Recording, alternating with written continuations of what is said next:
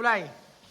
Bismillahirrahmanirrahim. Assalamualaikum warahmatullahi wabarakatuh. Waalaikumsalam warahmatullahi wabarakatuh. Apa kabar semuanya? Alhamdulillah, luar biasa Allah. Semuanya ya. Baik, untuk mengambil hikmah dari pembelajaran kita ini pada pagi yang berbahagia ini tentang P5, yaitu dengan tema moderasi Bhinneka Tunggal Ika, kebinekaan Tunggal Ika dengan judul moderasi beragama. Baik, untuk mengambil hikmah sebelum pembelajaran kita mulai, sebaiknya kita berdoa terlebih dahulu. Pada Al-Fatihah, dan silakan. Sebelum mulai pembelajaran pada hari ini, baiknya kita berdoa. Berdoa dimulai. Bismillahirrahmanirrahim. Raditu billahi rabban wa bil islami dinan wa bil Muhammadin nabiyya wa rasulah. Rabbil zidni ilman warzuqni fahman bi rahmatika ya arhamar rahimin. Oke, terima kasih para tamu yang telah membacakan doa belajar. Kiranya doa tersebut dapat menambah ilmu kita. Amin ya rabbal alamin. Baik, selanjutnya untuk membangkitkan semangat nasionalisme kita,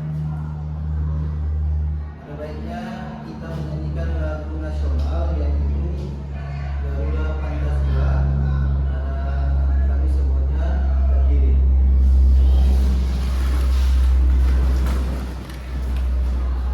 Satu, dua, tiga. Garuda Pancasila, akulah pendukungmu. Patriot proklamasi, sedia berkorban untukmu. Pancasila dasar negara, rakyat adil makmur sentosa, pribadi bangsaku. Ayo maju, maju, ayo maju, maju, ayo maju, maju. Ya, silakan duduk dulu. Baik, sekarang Bapak lihat ada beberapa orang yang tidak hadir. Aulia Kirani, Nur Aisyah, Fahraini, Naufal, Andika, Bayu, Lutfi, Hadir Pak, Arlan, hadir Pak. Naya, Yoni. Baik, terima kasih. Selanjutnya kita mulai pembelajaran kita itu tentang P5. Apa itu P5? Raja Pancasila. Iya, bagus. Tangan dulu. Baik, P5 kita tentang temanya tentang Kebinekaan Tunggal Ika dengan judul moderasi beragama.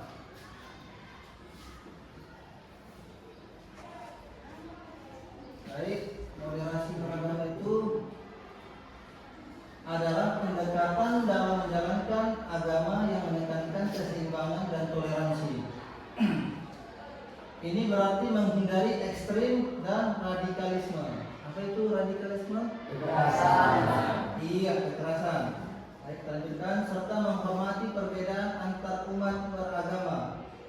Dalam moderasi beragama, seseorang berusaha untuk memahami dan menghargai keyakinan orang lain serta berkomitmen untuk hidup damai dan harmonis dalam masyarakat yang beragam. Pendekatan ini juga mendorong dialog dan kerjasama antar agama untuk mencapai tujuan bersama dalam membangun perdamaian dan keadilan sosial. Dalam Islam, moderasi beragama dikenal sebagai wasatiyah, yang berarti jalan tengah atau keseimbangan. Konsep ini menekankan pentingnya menjalankan ajaran agama dengan cara yang tidak berlebihan atau kurang. Wasatiyah mengajarkan umat muslim untuk bersikap terbuka, toleran, dan menghargai perbedaan baik di dalam maupun di luar komunitas mereka. Itu tadi ya. Jadi moderasi itu dalam bahasa Arab disebut wasatiyah, yaitu keseimbangan, harus seimbang. Jadi bukan berarti kita agama kita muslim, jadi kita seenak-enaknya saja, agama aku lebih benar, agamamu salah, nah, seperti itu. Itu bukan toleran namanya. Tetapi mengajak karena menghina gitu, mengajak permusuhan gitu. Jadi kita hidup di kota Sibolga ini dengan memiliki agama. Kita hidup bertoleransi di sini, di Sibolga ini.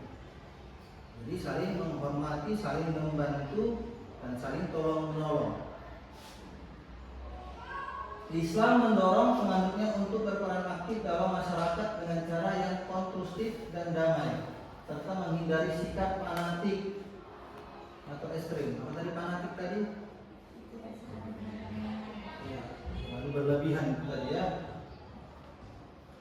Dalam menjalankan moderasi beragama Muslim diajak untuk selalu mencari pengetahuan, berpikir kritis, dan berdialog dengan penuh hormat. Hal ini bertujuan untuk memperkuat persatuan dan harmoni dalam masyarakat yang multikultural dan multi agama, serta membangun dunia yang lebih adil dan damai untuk semua. Jadi di sini kita berpikir kritis, mencari pengetahuan. Sekarang ini beberapa hari ini baru Bapak buka ya kan. Itu saya jarang-jarang memang buka TikTok. Tapi di situ ternyata sekali saya buka, saya cari, ternyata ada perdebatan di situ. Ada di situ tentang masalah agama. Membuat konten mereka, tapi mereka jawab itu. Ada yang Muslim, ada yang Kristen gitu. Jadi kalau yang punya akunnya adalah yang Muslim, maka yang masuk ke situ adalah orang-orang yang tidak Muslim lah berarti ya kan. Namanya mencari itu, mencari kebenaran gitu. Itulah banyak di TikTok itu. Sudah banyak ternyata akun-akun seperti itu di TikTok sekarang. Semua orang demikian. Kenapa? Karena ada nilainya, ada harganya ketika orang masuk di berdebat gitu. Karena tidak sanggup dia menghujat jadinya, menghujat gitu. Ada saya lihat TikTok itu yang punya akun itu Nasrani, tetapi dia masih muda, tetapi energik. Tetapi dia hafal semua itu, kitab semua yang ada di dunia ini. Hafal dia, masuk agama Muslim. Kalian baca dulu ayat kalian, suruh kalian ini katanya gitu. Benar yang disampaikannya itu gitu, paham gitu juga. Kita pun ada seperti itu. Siapa? Kalau kenal Dr. Zakir Naik, itu bukan ahli agama, itu tidak. Itu dokter, itu spesialis itu. Tetapi dia luar biasa. Semua kitab suci yang ada di dunia sudah dikuasai, sudah di otaknya semua. Di mana letaknya? Halaman berapa? Barisan berapa? Hafal semua. Kalau yang Ustaz Adi Hidayat, dia seorang hafiz memang, tetapi dia hanya tahu letak posisi. Tapi nggak tahu kita apakah dia memahami kitab-kitab yang lain, kita tidak tahu. Tapi kalau Al-Quran 30 juz sudah di sini, sampai di mana persis baris keberapa letaknya, tahu dia. Halaman keberapa di dalam Al-Quran itu, tahu dia. Itulah bagaimana manusia sekarang menjadikan media sosial sebagai sumber untuk berdakwah. Kalau tidak cocok, tinggalkan. Kalau cocok, lanjutkan kan gitu. Karena di dalam Islam pun kita pun sesuai dengan surah Al-Kafirun ayat terakhir, apa bunyinya itu? Saya tahu. Al-Kafirun ayat terakhir. Lakum dinukum waliyadin. Apa artinya? Iya, agamaku. Bukan kita dah. Al-Quran. Berarti kita tidak boleh menghardik agama orang lain, tetapi bukan berarti kita harus mengikuti, kan tidak kan? Tapi menghormati. Itulah namanya toleransi. Oke, lanjut. Ini lihat video tentang penguatan toleransi beragama.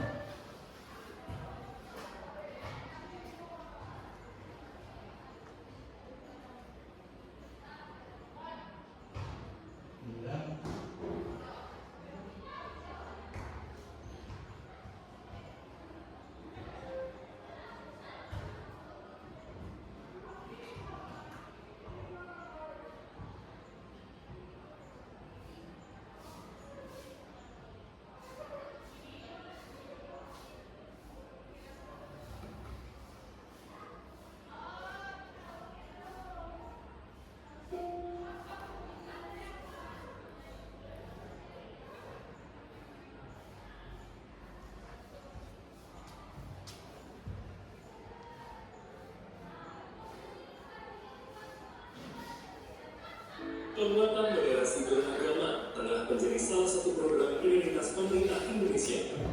Pada tahun 2019, Kementerian Agama telah menerbitkan buku moderasi beragama. Namun, di masyarakat muncul salah paham tentang konsep moderasi beragama. Tidak sedikit masyarakat yang beranggapan bahwa seseorang yang bersikap moderat berarti tidak teguh pendiriannya dan tidak sungguh-sungguh dalam mengamalkan ajaran agamanya. Banyak juga yang menganggap konsep ini berarti memoderasi agama. Benarkah demikian? Apa sesungguhnya pengertian moderasi beragama? Dan seberapa pentingkah moderasi beragama dipraktekkan? Dalam Kamus Besar Bahasa Indonesia, moderasi berasal dari bahasa Latin moderatio yang berarti pengurangan kekerasan atau penghindaran keekstreman. Moderasi beragama dapat didefinisikan sebagai cara pandang, sikap, dan praktik beragama yang memiliki prinsip adil dan berimbang guna membangun kemaslahatan umum. Dengan moderasi beragama, seseorang tidak perlu berlebihan saat menjalani ajaran agamanya.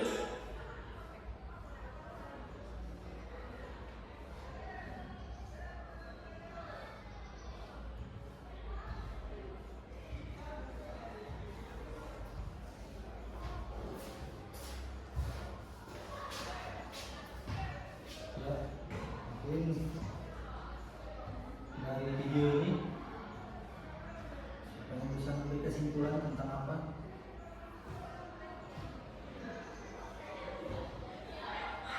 Yang bisa Bapak?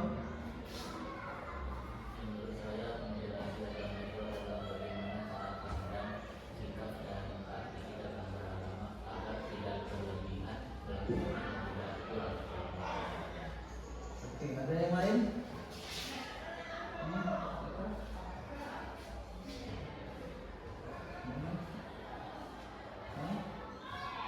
Yang lain? Lagi-lagi? Oke. Apa yang disampaikan Sinopal dari kesimpulan ini adalah tentang cara kita dalam beragama itu jangan terlalu berlebihan. Jadi kita saling menghormati agama yang lain. Seperti saya bilang tadi, tidak ada agama itu yang mengataskan agama itu benar. Ya, mengatakan ajaran agama itu benar gitu, tetapi kita yang menilai agama itu. Ya, kalau kita anggap itu tidak baik sama kita, tidak benar, tidak usah ke situ agama kita gitu. Kalau agama kita muslim, ya muslim gitu, tetap gitu. Jangan kalau ada orang ngajak orang masuk Kristen atau agama yang lain gitu. Kuatkan akidah kita, percaya kita. Yang Islam ya Islam gitu. Itu ya.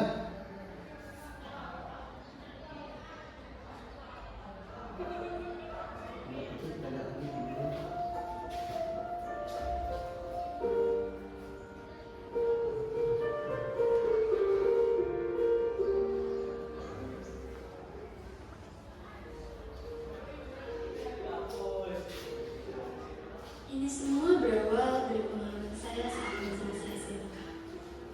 mana literasi yang seperti itu mayoritasnya adalah Kristen. Siswa Muslim tidak banyak yang bersekolah di sana. Semua itu bisa kita lihat dari segi pergaulan yang ada di sana. Mereka kebanyakan bergaul untuk memaksa.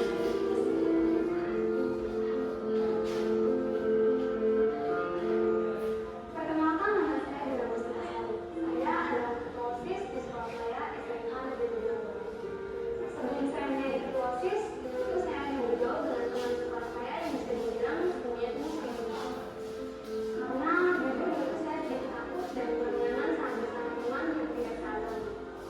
Tetapi setelah saya bergabung dengan organisasi OSIS, saya lebih mengeksplor diri saya untuk menjadi lebih berani dalam pergaulan dan segala aktivitas yang ada di sekolah. Justru sekarang saya banyak lebih bergaul dengan teman yang tidak seagama. Karena saya banyak belajar bahwa pergaulan tidak membatasi siapapun untuk bergabung. Karena di sekolah ini banyaknya keragaman mulai dari suku, agama, adat, dan bahasa yang menjadikan kita semua berbeda. Saya sebagai ketua organisasi tentunya harus bisa merangkul suatu perbedaan yang begitu nampak di sekolah ini.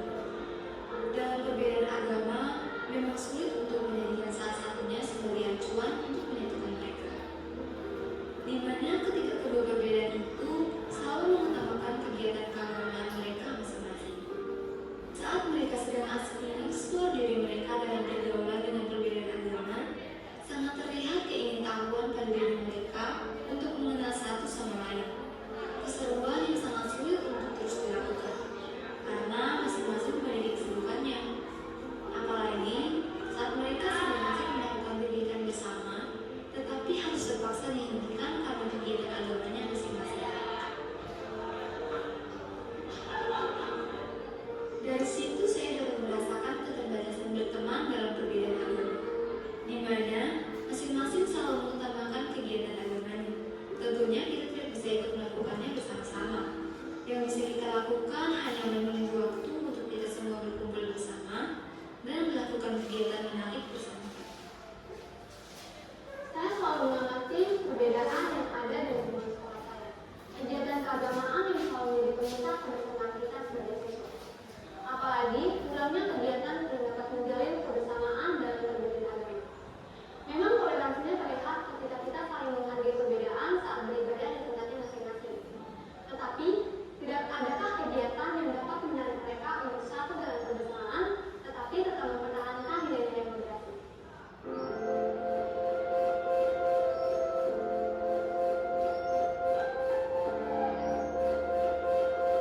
Saya akan membuat suatu proyek di mana ini sebagai salah satu solusi untuk menyelesaikan masalah yang terjadi di lingkungan sekolah saya. Proyek yang akan saya buat nanti yaitu kolaborasi musik antar teman. Apalagi kota Ambon kan dikenal